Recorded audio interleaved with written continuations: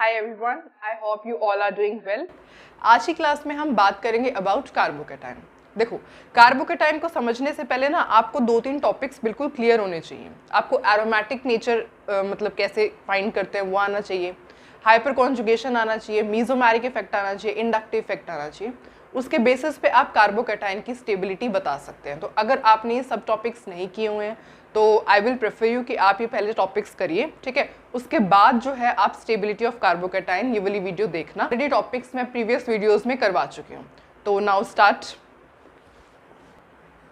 तो देखो, अब सबसे पहले कार्बोकैटायन को स्टार्ट करने से पहले हम एक बार रिएक्शन इंटरमीडिएट के बारे में बात करते हैं, क्योंकि carbocation is a type of reaction intermediate ही होता है। देखो, रिएक्शन इंटरमीडिएट जो होते हैं वो बहुत ज़्यादा रिएक्टिव सब्सटेंसेस होते हैं, दे आर वेरी रिएक्टिव।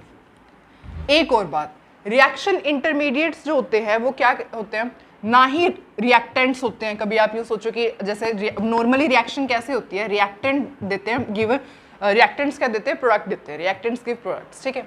तो रिएक्शन जो रिएक्टिव इंटरमीडिएट्स होते हैं वो ना ही रिएक्टेंट होते हैं ना ही वो प्रोडक्ट होते हैं, पर वो पूरी केमिकल रिएक्शन के बीच में कहीं बनते हैं। और वो क्या डिसाइड करते हैं, रिएक्शन मैकेनिज्म डिसाइड करते हैं, ठीक है। रिएक्शन मैकेनिज्म डिसाइड करते हैं, उन्हें हम क्या कहते हैं, these are known as reaction intermediates, ठीक है। अब इनके बहुत सारे टाइप, मतलब टाइप्स तो क्या ही है, एग्जाम्पल्स हैं।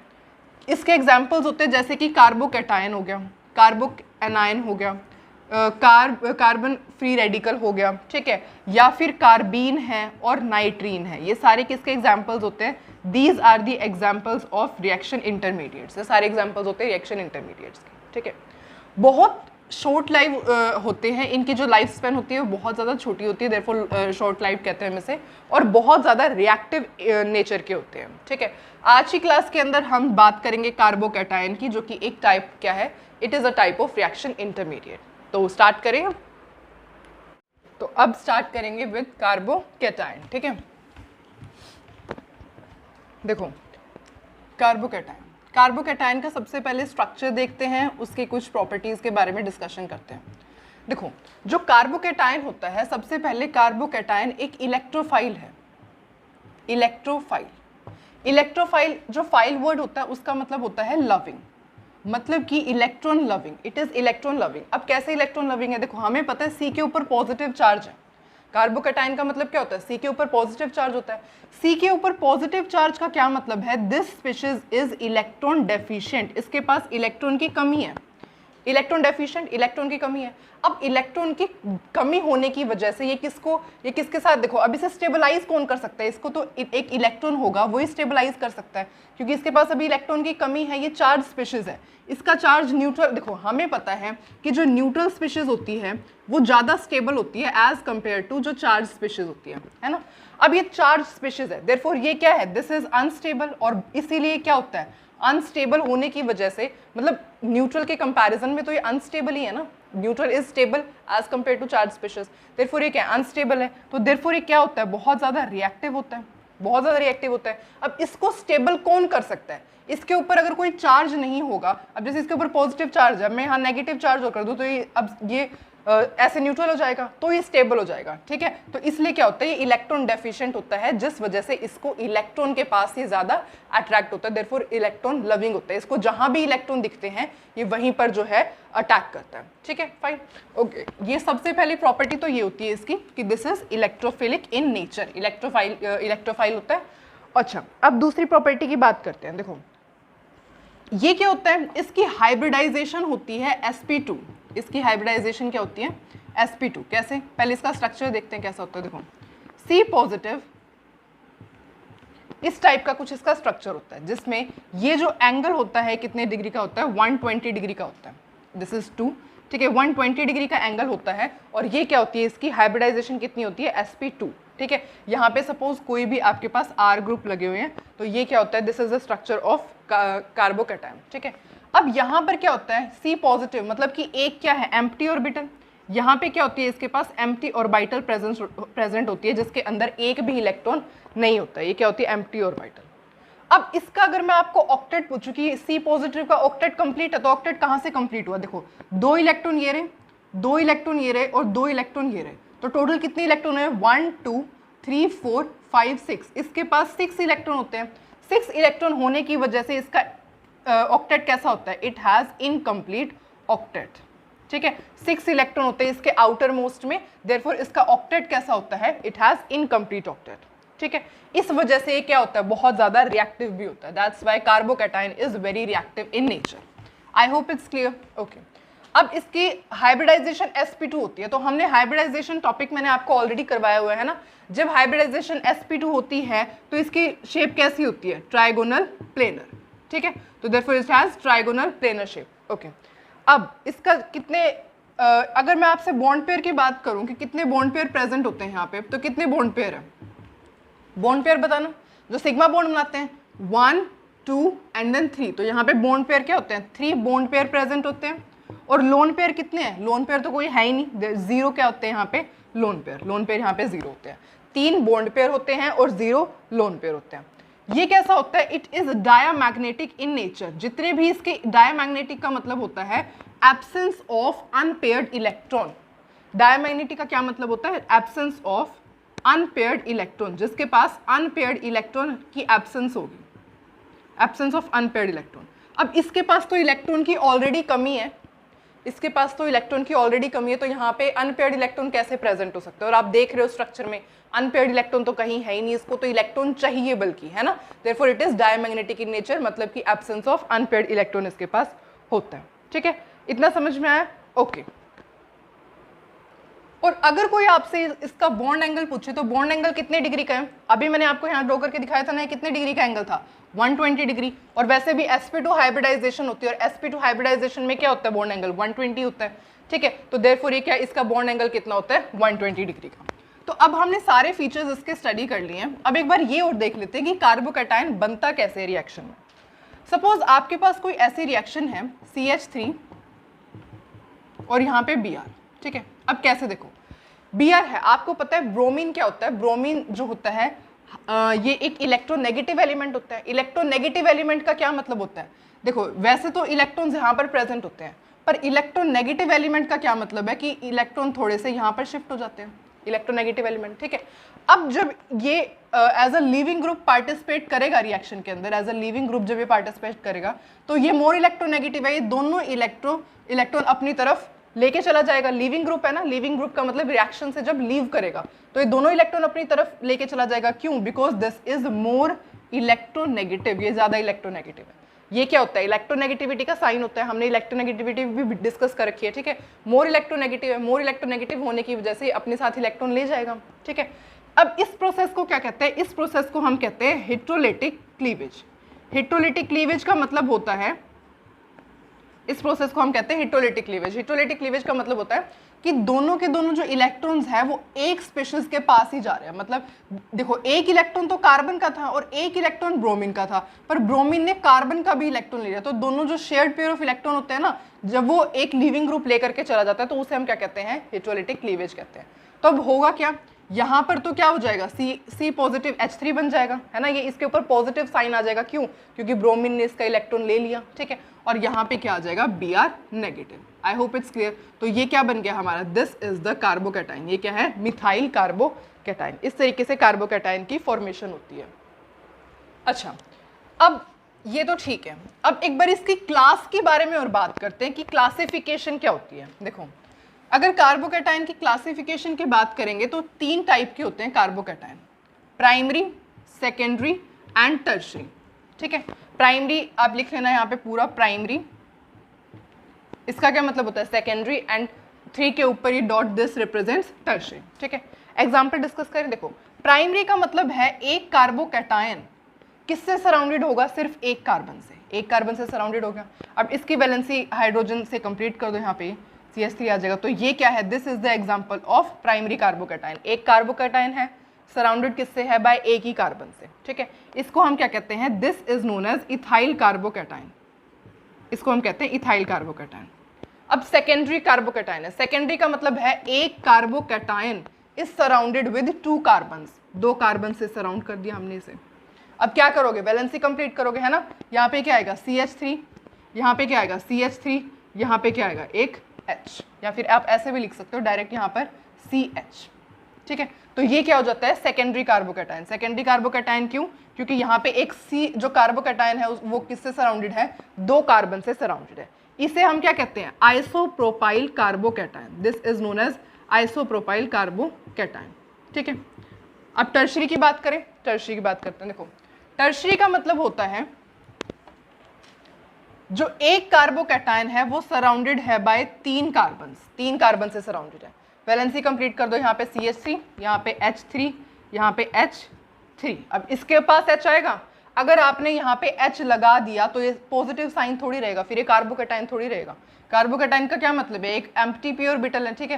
तो यहाँ पे देयरफॉर इसकी वैलेंसी ऐसे ही है, सेटिस्फाई है। 6 इलेक्ट्रॉन्स होते हैं ना कार्बोकैटायन के आउटर मोस्ट में, आउटर मोस्ट से कितने इलेक्ट्रॉन से सराउंडेड होते हैं, सिर्फ 6 इलेक्ट्रॉन से। 1 2 3 4 5 6 6 इलेक्ट्रॉन्स है, ठीक है। ओके, अब इसको क्या कहते हैं, ये वाली कंडीशन क्या कहते हैं, हम इसे टर्शरी ब्यूटाइल कार्बोकैटायन। टर्शरी क्यों आया है, क्योंकि कार्बोकैटायन, एक कार्बोकैटायन किससे सराउंडेड है, 3 कार्बन से सराउंडेड है। ब्यूटाइल क्यों आया है, टोटल कार्बन कितने हैं, 1 2 3 4, 4 कार्बन है ना, ठीक है। Butyl carbocation. I hope it's clear, okay. अब मैं आपको एक बात बताती हूँ। देखो हमने ना इस लेक्चर के अंदर बहुत सारे क्वेश्चन स्टडी करने हैं, तो मैं थोड़ा सा जल्दी देखती हूँ उस टॉपिक को कराने के लिए। देखो जो स्टेबिलिटी होती है ना कार्बोकैटायन की, stability of carbocation, stability of carbocation वो डिपेंड करती है बहुत सारे फैक्टर्स के ऊपर। मैं आपको फैक्टर्स लिखवाती हूँ, ठीक है। देखो सबसे पहले आप किसी भी क्वेश्चन में चेक करोगे कि वो एरोमेटिक है या नहीं है। जो भी कंपाउंड एरोमेटिक होगा उसके अंदर कार्बोकैटायन की स्टेबिलिटी सबसे ज्यादा होगी। उसके बाद आप चेक करोगे मीजोमेरिक इफेक्ट या फिर रेजोनेंस इफेक्ट के बारे में, ठीक है। जिस कंपाउंड के अंदर रेजोनेंस ज्यादा होगा वो ज्यादा स्टेबल होगा। उसके बाद आप चेक करोगे हाइपर कॉन्जुगेशन के बारे में, then you will check about the hyperconjugation, और उसके बाद आप चेक करोगे अबाउट इंडक्टिव इफेक्ट।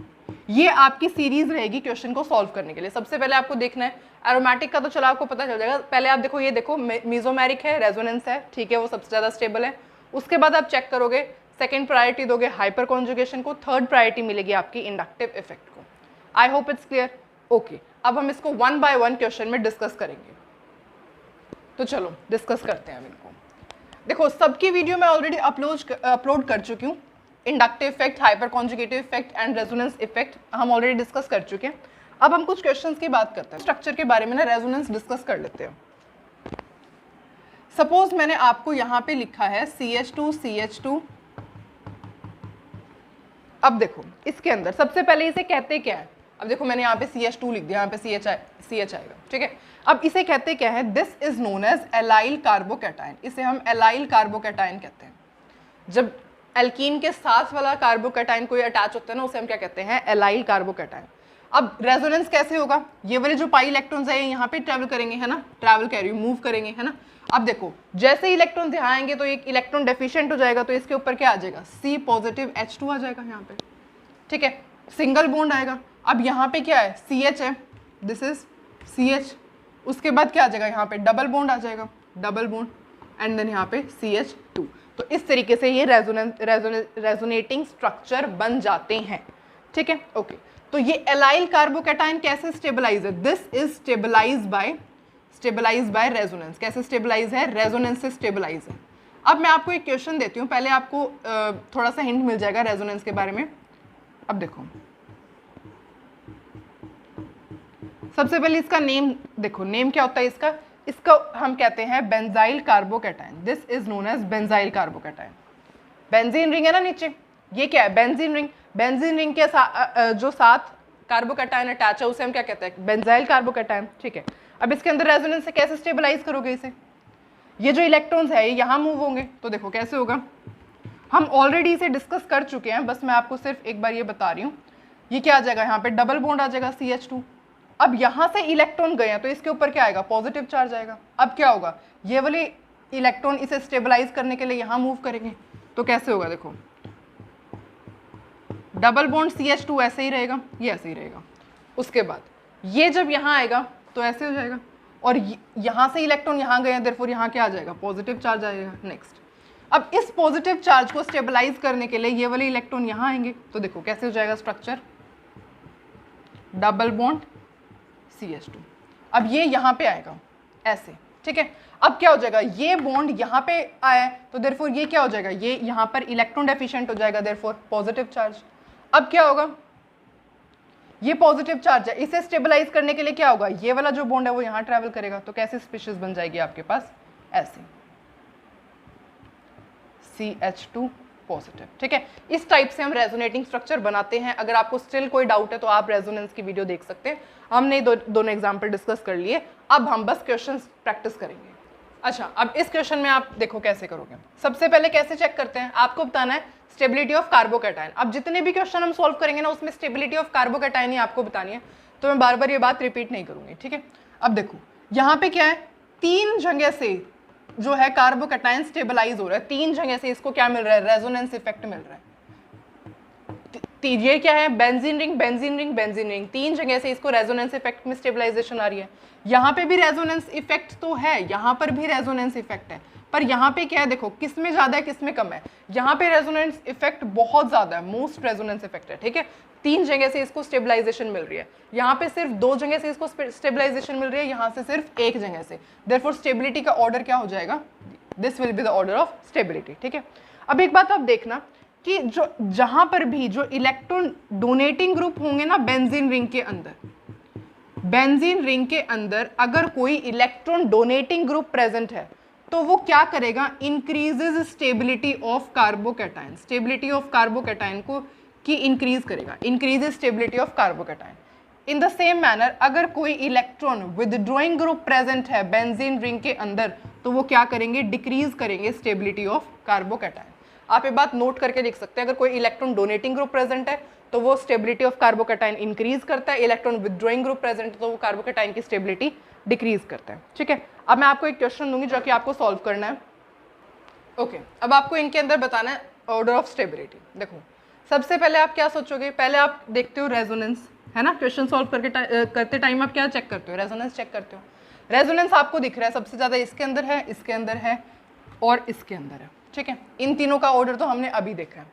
अब आप सोचोगे इसमें तो रेजोनेंस है ही नहीं, तो ऑफ कोर्स इसमें रेजोनेंस नहीं है। इसमें हाइपर कॉन्जुगेटिव इफेक्ट है, यस, इसमें H इफेक्ट तो है। कैसे H इफेक्ट है, यहाँ पे क्या CH3 है, कार्बन पॉजिटिव के साथ जो कार्बन होता है उसके साथ अल्फा हाइड्रोजन लगे होते हैं, ठीक है। यहाँ पे 3 alpha hydrogen 3 alpha hydrogen 3, therefore H effect भी है और I इफेक्ट भी है इस पे। तो अब इसमें क्या है, pi bond sigma positive charge, therefore क्या है, रेजोनेंस है, तो यहाँ पर हम लिख सकते हैं कि यहाँ पे क्या है, रेजोनेंस है, R इफेक्ट है। यहाँ पे अगेन कोई रेजोनेंस नहीं है, देयर इज नो रेजोनेंस, ठीक है। यहाँ पे क्या होगा, या तो मतलब H इफेक्ट भी हो सकता है और यहाँ पे I इफेक्ट भी हो सकता है, I इफेक्ट भी हो सकता है, और यहाँ पर तो कोई भी रेजोनेंस भी नहीं है, इंडक्टिव इफेक्ट भी नहीं है, हाइपर कॉन्जुगेशन भी नहीं है, ठीक है। ओके, अब आपने देख लिया कि इस क्वेश्चन में क्या लग रहा है, पर अब मैं आपको एक बात बताना चाहती हूँ कि आप ऑर्डर ऑफ स्टेबिलिटी के बेसिस पे ऐसे करोगे, जैसे सपोज ये नंबर 1 है, ये 2 है, ये 3 है, ये 4 है, ये 5 है। अभी इनको छोड़ देते हैं, ठीक है।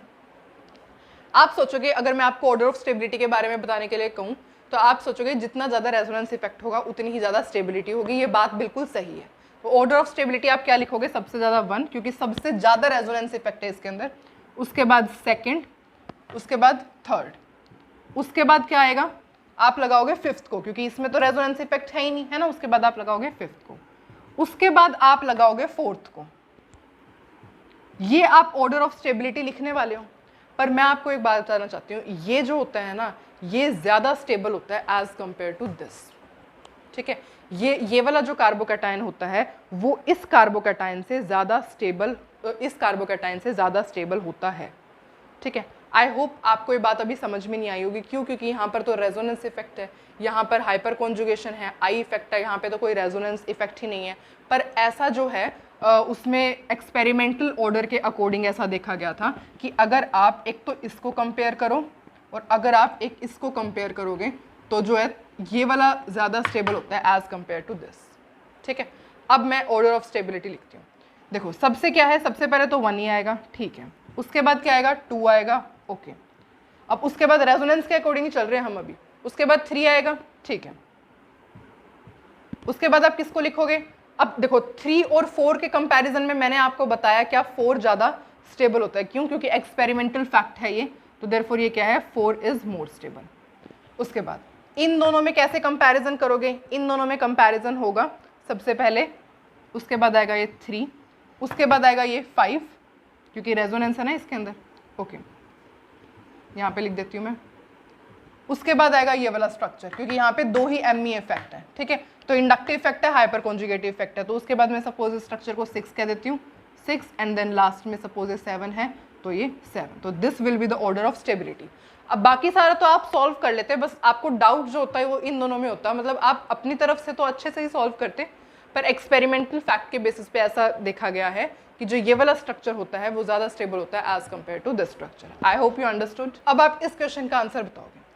Tertiary butyl carbocation is more stable than secondary butyl carbocation because of, इनमें से आउट ऑफ दीज कौन सा ऑप्शन सही है?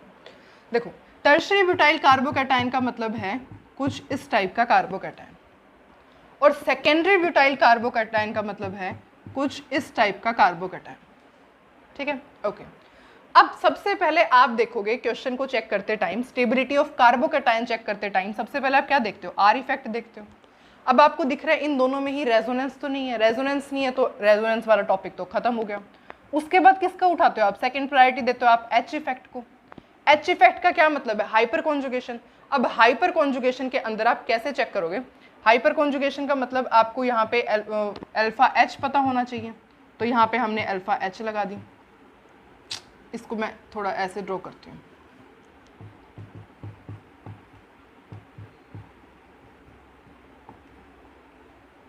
अब देखो यहाँ पे कितनी अल्फा हाइड्रोजन प्रेजेंट है, 3 + 3 + 3 that is 9 alpha hydrogen present है। यहाँ पर कितनी अल्फा हाइड्रोजन प्रेजेंट है, 5 अल्फा हाइड्रोजन प्रेजेंट है ना। ये रही अल्फा हाइड्रोजन, ये रही अल्फा हाइड्रोजन, तो 5 अल्फा हाइड्रोजन प्रेजेंट है। तो आउट ऑफ दीज टू कौन सा ज़्यादा स्टेबल है, यही ज़्यादा स्टेबल है। पर इन्होंने बताया भी हुआ है, पर इन्होंने रीज़न पूछा कि किस वजह से ज़्यादा स्टेबल है, तो ये रीज़न आएगा हाइपर कॉन्जुगेशन, हाइपर कॉन्जुगेशन, ठीक है। तो सबसे पहले आप रेजोनेंस, क्योंकि आर इफेक्ट भी था ना यहाँ पे, और आपको पता है रेजोनेंस तो इनमें है नहीं, फिर कैसे चेक करोगे, हाइपर कॉन्जुगेशन में चेक करोगे, हाइपर कॉन्जुगेशन है, therefore this is the right answer. Okay, अच्छा, अब इनके अंदर आपको बताना है order of stability of carbocation. Start करें। देखो सबसे पहले कैसे बताओगे, रेजोनेंस चेक करोगे। अब इसके अंदर क्या है, रेजोनेंस है, इसके अंदर मैं आर इफेक्ट लिखूंगी डायरेक्ट, ठीक है। यहाँ पे भी आर इफेक्ट है, क्यों, क्योंकि positive charge sigma and then pi, यहाँ पर भी रेजोनेंस है, आर इफेक्ट है। यहाँ पर रेजोनेंस है, positive charge sigma sigma sigma, नहीं यहाँ पर कोई रेजोनेंस नहीं है, ठीक है, देयर इज नो रेजोनेंस। तो ये तो सबसे लीस्ट स्टेबल हो गया, क्योंकि इसमें तो रेजोनेंस है ही नहीं। अब इसमें भी रेजोनेंस है, इसमें भी रेजोनेंस है, तो अब आप किसके ऊपर, किसके बेसिस पर चेक करोगे, हाइपर कॉन्जुगेटिव इफेक्ट। अब देखो यहाँ पे क्या है, सी पॉजिटिव। अब यहाँ पे एक ये सी पॉजिटिव इस कार्बन से सराउंडेड है, पर आपको पता होना चाहिए अल्फा हाइड्रोजन कह रही हूँ, अल्फा कार्बन सिर्फ किस कार्बन को कहते हैं, जो कि sp3 हाइब्रिडाइज्ड होना चाहिए। तो देयरफॉर ये अल्फा कार्बन नहीं है, ठीक है, तो इसमें हाइपर कॉन्जुगेशन नहीं हो रहा है, alpha carbon is sp3 hybridised, ठीक है। अगर इसमें चेक करोगे तो ये सी पॉजिटिव इससे सराउंडेड है ना, इससे सराउंडेड है। ये क्या है, sp2 हाइब्रिडाइज्ड है, पर sp2 हाइब्रिडाइज्ड तो अल्फा कार्बन होती ही नहीं, अल्फा कार्बन कौन सी होती है, sp3 हाइब्रिडाइज्ड। तो हाइपर कॉन्जुगेशन का इफेक्ट भी खत्म। अब क्या करोगे, प्लस आई माइनस आई के बेसिस पे जज करोगे। तो यहाँ क्या लग रहा है, यहाँ तो प्लस आई लग रहा है, और यहाँ क्या लग रहा है, यहाँ पे माइनस आई इफेक्ट लग रहा है, ठीक है। अब आपको पता है कि कौन सबसे ज्यादा स्टेबलाइज करता है, प्लस आई इफेक्ट ज्यादा स्टेबलाइज करता है कार्बोकैटायन को as compare to minus I effect, है ना। तो देयरफॉर ऑर्डर ऑफ स्टेबिलिटी क्या हो जाएगा, ठीक है। ओके, इस क्वेश्चन के अंदर हम चेक करते हैं। सबसे पहले रेजोनेंस चेक करेंगे, क्या रेजोनेंस हो रही है, ऑफ कोर्स रेजोनेंस हो रही है, यहाँ पे रेजोनेंस है, आर इफेक्ट है, पॉजिटिव सिग्मा पाई, ठीक है, यहाँ पे पॉजिटिव सिग्मा पाई, यहाँ पर भी रेजोनेंस है, ये भी स्टेबलाइज्ड बाय रेजोनेंस है। अब यहाँ पर देखो, यहाँ पर जो है ये जो पॉजिटिव चार्ज है ये बिल्कुल लोकलाइज्ड कंडीशन में, this is localised positive charge, है ना, कोई मूवमेंट ही नहीं हो रही इस पॉजिटिव चार्ज की। तो कैसे मूव, ज्यादा इफेक्ट है, यहाँ पे कम इफेक्ट है, देयरफॉर ऑर्डर ऑफ स्टेबिलिटी क्या हो जाएगा, ये। आई hope you got the answer. Okay, तो अब हम इन क्वेश्चंस को सॉल्व करते हैं। देखो सबसे पहले क्या चेक करोगे, रेजोनेंस चेक करोगे। इसके अंदर रेजोनेंस है, आर इफेक्ट है, ठीक है। इसके अंदर चेक करो, इसके अंदर कोई रेजोनेंस नहीं है, यहाँ पे कोई रेजोनेंस दिख रहा है आपको? कोई रेजोनेंस नहीं है। इसके अंदर रेजोनेंस है। अब आप ये मत कह देना कि सिग्मा पॉजिटिव चार्ज पाई, नहीं, कॉन्जुगेशन में होने चाहिए पॉजिटिव चार्ज सिग्मा पाई, यहाँ होता तो रेजोनेंस होता, यहाँ ये आर इफेक्ट है, तो सबसे ज्यादा स्टेबल तो यही हो गया, फर्स्ट इज मोर स्टेबल। अब आउट ऑफ दीज टू आप देखो, कैसे देखोगे? हाइपर कॉन्जुगेटिव इफेक्ट लगाओगे। हाइपर कॉन्जुगेशन में क्या है? अब ये क्या है? C2H5 का मतलब ऐसे है, यहाँ पे CH2 है और यहाँ पर CH3 है। कितने alpha carbon alpha hydrogen present है? C पॉजिटिव के साथ जो कार्बन होता है उसे हम अल्फा कार्बन कहते हैं और उसके साथ जो हाइड्रोजन होता है उसे अल्फा हाइड्रोजन कहते हैं। देयरफॉर ये क्या है? 2 अल्फा हाइड्रोजन यहाँ पर प्रेजेंट है। ठीक है, यहाँ पर आप देख लो कितने अल्फा हाइड्रोजन प्रेजेंट है। ये क्या है? C पॉजिटिव के साथ वाला कार्बन ये क्या है? Alpha carbon. अल्फा कार्बन के साथ जो हाइड्रोजन है वो अल्फा हाइड्रोजन, और यहाँ पे अल्फा हाइड्रोजन कितने हैं? सिर्फ एक ही अल्फा हाइड्रोजन प्रेजेंट है। तो अब अगर आप हाइपर कॉन्जुगेटिव इफेक्ट के बेसिस पे बता सकते हो जितने ज्यादा अल्फा हाइड्रोजन उतना stable, therefore first is stable then second, second is stable then third.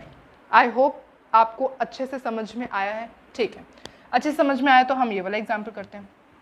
Again क्या बताना है आपको? Stability of carbocation. सबसे पहले देखो क्या है? रेजोनेंस है, आर इफेक्ट तो यहाँ पर भी है। कैसे आर इफेक्ट बताना मेरे को? ऐसे आर इफेक्ट। यहाँ पे देखना आर इफेक्ट है, ये रहा आर इफेक्ट है। यहाँ पर भी रेजोनेंस इफेक्ट है। यहाँ पर ये रहा आर इफेक्ट। अब यहाँ पर आर इफेक्ट बहुत ज़्यादा हो गए। आर इफेक्ट बहुत ज़्यादा हो गए तो सेकंड क्या देख लो आप? हाइपर कॉन्जुगेशन देख लो। हाइपर कॉन्जुगेशन देखते हैं। अब हाइपर कॉन्जुगेशन चेक करोगे तो C पॉजिटिव के साथ ये कितने अल्फा हाइड्रोजन है? 6 अल्फा हाइड्रोजन है, देयरफॉर 6 अल्फा हाइड्रोजन यहाँ पर प्रेजेंट है। 6 क्यों है? 3 + 3 6 + 1 7, यहाँ पे 7 अल्फा हाइड्रोजन है। ये जो कार्बन पॉजिटिव है ये 3 कार्बन से सराउंडेड है, 7 अल्फा हाइड्रोजन है। यहाँ पे देखना कितने अल्फा हाइड्रोजन है? देखो 3 + 1 दैट इज 4 अल्फा हाइड्रोजन यहाँ पे प्रेजेंट है। अब यहाँ पे चेक करो कितने अल्फा हाइड्रोजन प्रेजेंट है? C पॉजिटिव सिर्फ एक कार्बन के साथ सराउंडेड है, देयरफॉर अब एक बात हम देखो, एक कितनी बड़ी गलती कर रहे हैं क्वेश्चन सॉल्व करते हैं, मुझे अभी समझ में आया। देखो ये तो अल्फा हाइड्रोजन है मान लिया, पर ये अल्फा हाइड्रोजन कैसे है? ये तो sp2 हाइब्रिडाइज्ड है। sp2 हाइब्रिडाइज्ड है, ये थोड़ी हो सकता है अल्फा हाइड्रोजन, देयरफॉर इसको हम काउंट नहीं करेंगे। आई एम रियली सॉरी, इसको हम काउंट नहीं करेंगे। देयरफॉर यहाँ पे 6 अल्फा हाइड्रोजन है, sp3 अल्फा हाइड्रोजन। मैंने इसमें भी तो नहीं, इसमें तो सही है। ठीक है, ओके। अब यहाँ पे देखो C पॉजिटिव किसके साथ अटैच है? 3 अल्फा हाइड्रोजन है यहाँ पे, क्योंकि ये क्या है? sp2 हाइब्रिडाइज्ड है ना, sp2 हाइब्रिडाइज्ड को थोड़ी काउंट करते हैं। 3 अल्फा हाइड्रोजन है यहाँ पे, टोटल 3 अल्फा हाइड्रोजन। यहाँ पे देखना C positive is surrounded by, यहाँ पे कोई अल्फा हाइड्रोजन ही नहीं है। तो अब इसके बेसिस पे आप अरेंज कर सकते हो। कैसे अरेंज होगा? फर्स्ट, क्योंकि 6 अल्फा हाइड्रोजन है, उससे कम स्टेबल कौन है? सेकंड, क्योंकि 3 अल्फा हाइड्रोजन है, उससे कम स्टेबल कौन है? थर्ड। इसमें एक भी अल्फा हाइड्रोजन प्रेजेंट नहीं है। आई होप आपको अच्छी तरीके से समझ में आया। ओके, नेक्स्ट क्वेश्चन ट्राई करते हैं। ओके, तो अब ये क्वेश्चन ट्राई करते हैं। सबसे पहले आप बताओगे किस में रेजोनेंस है? इसमें भी रेजोनेंस है, आर इफेक्ट है इसमें भी।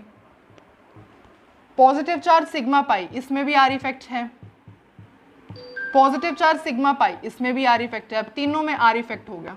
अब या तो कम ज़्यादा बता दो किसमें ज़्यादा है किसमें कम है, या हाइपर कॉन्जुगेशन के बेसिस पे चेक करना पड़ेगा, या फिर इंडक्टिव इफेक्ट के बेसिस पे चेक करना पड़ेगा। तो अब हम इसमें कम ज़्यादा बता सकते हैं, ऑफ कोर्स बता सकते हैं। यहाँ पे देखो ये बेंजीन रिंग है, मतलब क्या है? कुछ इस टाइप की कंडीशन है, 3 पाई बॉन्ड की डीलोकलाइजेशन होगी। ठीक है, तो ये क्या है? यहाँ पे 3 पाई बॉन्ड की डीलोकलाइजेशन है, देयरफॉर यहाँ पे रेजोनेंस ज़्यादा होगा। यहाँ पे सिर्फ 2 पाई बॉन्ड की डीलोकलाइजेशन है, देयरफॉर यहाँ पे रेजोनेंस उससे कम होगा। यहाँ पे 1 पाई बॉन्ड की रेजोनेंस है, देयरफॉर यहाँ पे रेजोनेंस इफेक्ट सबसे कम होगा। ठीक है, आप ऐसे भी देख सकते हो कि यहाँ पे ज़्यादा रेजोनेटिंग स्ट्रक्चर बनेंगे, मोर रेजोनेटिंग स्ट्रक्चर, देयरफॉर बहुत ज़्यादा स्टेबल। यहाँ पे उससे कम रेजोनेटिंग स्ट्रक्चर बनेंगे, क्यों? क्योंकि 2 ही पाई बॉन्ड की डीलोकलाइजेशन होगी ना। यहाँ पे 1 पाई बॉन्ड की डीलोकलाइजेशन होगी, तो इसके अंदर इससे भी कम रेजोनेटिंग स्ट्रक्चर बनेंगे। ठीक है, तो जितने ज़्यादा रेजोनेटिंग स्ट्रक्चर होते हैं ना, उतना ही ज़्यादा स्टेबिलिटी होती है। जितने ज़्यादा रेजोनेटिंग स्ट्रक्चर उतनी ज़्यादा स्टेबिलिटी। देखो स्टेबिलिटी का ऑर्डर क्या रहेगा? ये क्लियर? एक्चुअली डांसिंग रेजोनेंस का मतलब होता है, डांसिंग रेजोनेंस, देखो डांसिंग रेजोनेंस का मतलब होता है, जैसे देखो ये साइक्लोप्रोपेन रिंग होती है। सिर्फ मैं अगर इस रिंग की बात करूं ना, तो इस रिंग में बहुत ज़्यादा एंगल स्ट्रेन है। अब एंगल स्ट्रेन कैसे इस रिंग में? देखो ये क्या है? ये सारे कार्बन कार्बन है, अब ये कार्बन क्या है, sp3 कार्बन है, ये सारे sp3 कार्बन है। अब sp3 कार्बन के अकॉर्डिंग यहाँ पे एंगल कितना होना चाहिए था, 109.5 डिग्री होना चाहिए था एंगल। कितना एंगल होना चाहिए था, 109.5 डिग्री। पर इस रिंग के अंदर एंगल होता कितना है, 60 डिग्री एंगल होता है।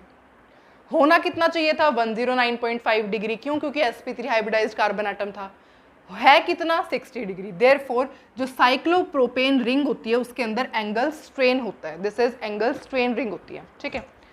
तो एंगल स्ट्रेन होता है, देयरफॉर ये थोड़ी सी अनस्टेबल रिंग होती है, क्योंकि एंगल स्ट्रेन हो जाता है ना, इसके अंदर बहुत ज़्यादा टेंशन क्रिएट हो जाती है, देयरफॉर ये क्या होती है, अनस्टेबल रिंग होती है। अब ये तो आपने बात की है सिर्फ साइक्लोप्रोपेन रिंग की। अब हम डांसिंग रेजोनेंस को स्टडी करते हैं। देखो अब इसकी कहानी स्टडी करते हैं। देखो इसके अंदर क्या है, ये एंगल स्ट्रेन है। ऑफ कोर्स इस रिंग के अंदर हमने अभी पढ़ा, इस रिंग के अंदर क्या है, एंगल स्ट्रेन है। अब होगा क्या, ये जो दोनों इलेक्ट्रॉन्स होते हैं ना, यहाँ के दोनों इलेक्ट्रॉन होते हैं, एंगल स्ट्रेन होने की वजह से ये जो रिंग होता है ये सी पॉजिटिव को स्टेबलाइज करता है। एंगल स्ट्रेन होने की वजह से इस रिंग में एंगल स्ट्रेन है, देयरफॉर ये क्या करता है, इसको इलेक्ट्रॉन डोनेट करता है, ठीक है। यहाँ से भी इसके पास इलेक्ट्रॉन जा सकते हैं, यहाँ से भी इसके पास इलेक्ट्रॉन जा सकते हैं, ठीक है। ध्यान देना, यहाँ से भी इलेक्ट्रॉन जा सकते हैं, यहाँ से भी इलेक्ट्रॉन जा सकते हैं। अगर सबसे पहले सेकंड कंडीशन देखते हैं, अगर यहाँ से इलेक्ट्रॉन जाते हैं तो कैसा स्ट्रक्चर बनता है, देखो कुछ इस टाइप का स्ट्रक्चर बन जाएगा, ऐसा स्ट्रक्चर बन जाएगा और यहाँ पे पॉजिटिव चार्ज आ जाएगा, है ना। यहाँ से इलेक्ट्रॉन इसके पास, अब देखो ये मैं इसको रिमूव कर देती हूँ, देखो यहाँ से इलेक्ट्रॉन इसके पास गए, डबल बॉन्ड आया, पॉजिटिव चार्ज रिमूव हो गया ना। अब यहाँ से इलेक्ट्रॉन गए तो इसमें पॉजिटिव चार्ज आएगा। अब ये तो फर्स्ट वाली कंडीशन है, जब सेकंड वाला रिमूव हुआ है। अब फर्स्ट वाला भी तो रिमूव हो सकता है, तो फर्स्ट वाला कैसे आएगा, वो ऐसे आ जाएगा, ठीक है। तो इस टाइप से जो होता है एंगल स्ट्रेन होने की वजह से ये जो साइक्लोप्रोपेन रिंग है ये क्या करता है, इसको इलेक्ट्रॉन देता है। अब इलेक्ट्रॉन देगा, इसे तो इलेक्ट्रॉन की जरूरत है, तभी तो ये न्यूट्रल हो पाएगा। अब इसको इलेक्ट्रॉन मिलेंगे तो ये न्यूट्रल हो जाएगा, देयरफॉर स्टेबल हो जाएगा। देयरफॉर डांसिंग रेजोनेंस की वजह से स्ट्रक्चर के अंदर स्टेबिलिटी आती है, स्ट्रक्चर के अंदर स्टेबिलिटी आती है due to dancing resonance. I hope आपको क्लियर है। अब इससे रिलेटेड हमें क्वेश्चन सॉल्व करते हैं।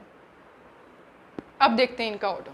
देखो सबसे पहले क्या, इसके अंदर 3 साइक्लोप्रोपेन रिंग प्रेजेंट है। जितने ज़्यादा साइक्लोप्रोपेन रिंग होंगे उतनी ही ज़्यादा कार्बोकैटायन की स्टेबिलिटी होगी। इसमें 2 ही है और इसमें 1 है, देयरफॉर स्टेबिलिटी का ऑर्डर होगा ये, ठीक है। क्योंकि साइक्लोप्रोपेन रिंग क्या करता है, कार्बोकैटायन को स्टेबलाइज करता है ना, इलेक्ट्रॉन दे करके डांसिंग रेजोनेंस की वजह से, that's why this will be more stable.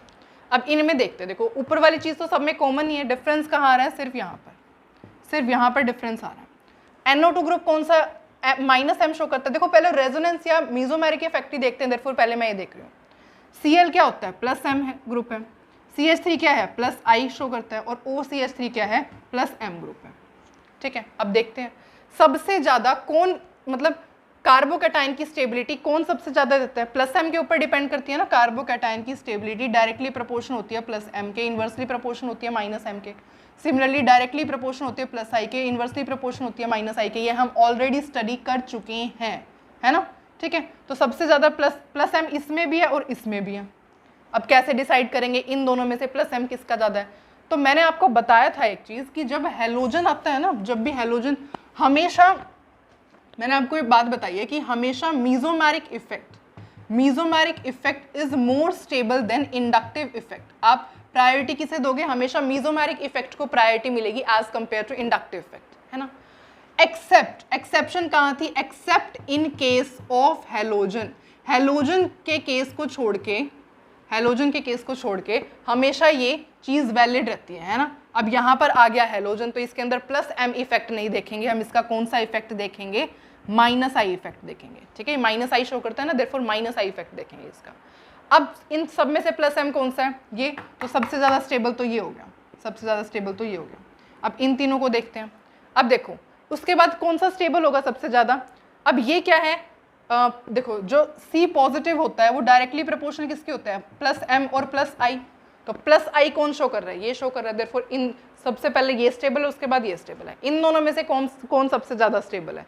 जब भी -M और इसकी बात आती है, वैसे तो हमेशा मीजोमेरिक इफेक्ट डोमिनेट करता है इंडक्टिव इफेक्ट से, लेकिन जब हेलोजन की बात आएगी तो आप इंडक्टिव इफेक्ट ज़्यादा डोमिनेटिंग हो जाता है as compare to mesomeric effect. Therefore order of stability क्या रहेगा। आई होप आपको ये क्वेश्चन क्लियर है।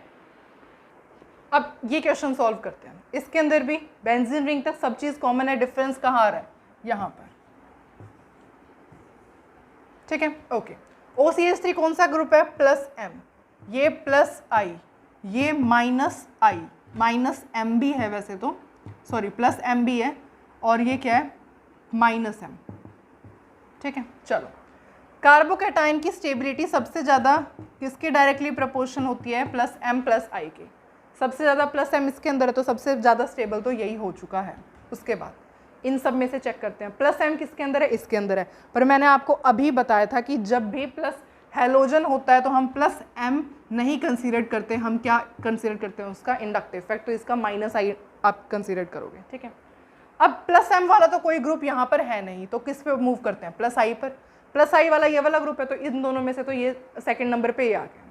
अब ये देखते हैं, अब इसके पास तो कोई ग्रुप ही नहीं है तो इससे ज़्यादा तो यही होगा, है ना। अब क्या है, ये माइनस I और माइनस M। तो आपको पता है जब हेलोजन आता है तो कौन सा इंडक्टिव इफेक्ट ज़्यादा डोमिनेटिंग होता है, मीजोमेरिक इफेक्ट ज़्यादा डोमिनेटिंग होता है। ऑफ कोर्स इंडक्टिव इफेक्ट ज़्यादा डोमिनेटिंग होता है, therefore this will be the order of stability. I hope it's clear, okay.